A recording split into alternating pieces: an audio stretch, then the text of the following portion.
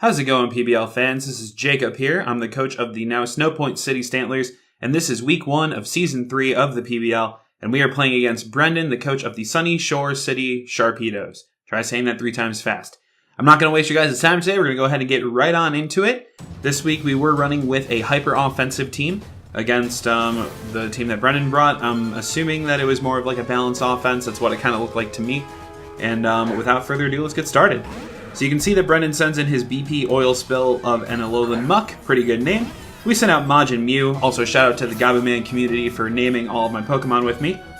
And I kind of expected him to go for a Pursuit here, so I just go ahead and set up a Reflect. This is actually a Suicide Lead Mew this week. So we get that going up while his Alolan Muck goes for the Pursuit. And behind a Reflect and the fact that we're not switching means that we take almost no damage from that. We do go ahead and set up a Light Screen shortly after. This is less for Muck and more of just for whatever he might bring out in response. And he does go for the knockoff, so he is going to reveal our Light Clay, and now he knows that our screens are going to last for 8 turns. Figuring that I have the opportunity, why not just go for Stealth Rocks? We'll go ahead and set that up, so there it is. And now he can't use like a Focus Sash or anything like that. And he goes for another Pursuit. We stay in against that, because again, this is a Suicide Lead Mew, so we're just getting what we need done, and then we're going to get out of here. The Poison Touch does poison us. We don't get the response with Synchronize, unfortunately, but, you know, that's the game you gotta play. Finally, Mew does go for an Explosion, so Majin Mew is going to go ahead and take himself out in order to inflict a mighty blow onto VP despite very low attack investment at all. So down it goes. He goes for Pursuit. Unfortunately, it doesn't do anything for him, but that is that. So at this point, his team has no Fairy Resistance, so I figured, let's bring in Nimbus.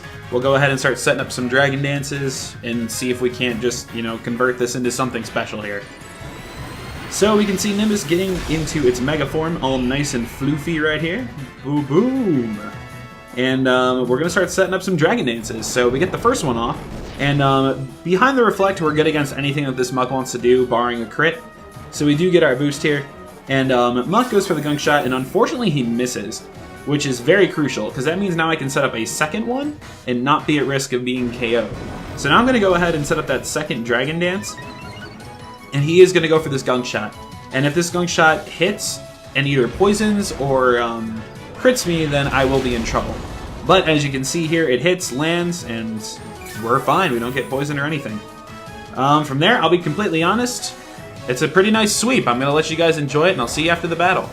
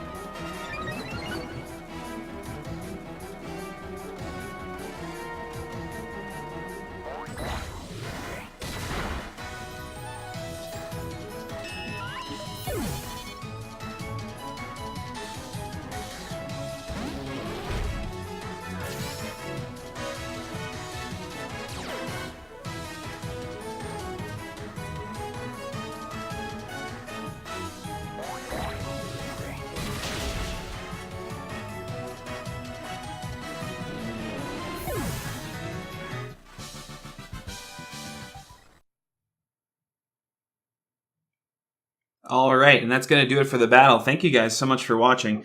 Now, I do just want to address one point before we go. We did have a little bit of a miscommunication before the battle started, and Brenden actually didn't have a Z Crystal on his Porygon Z.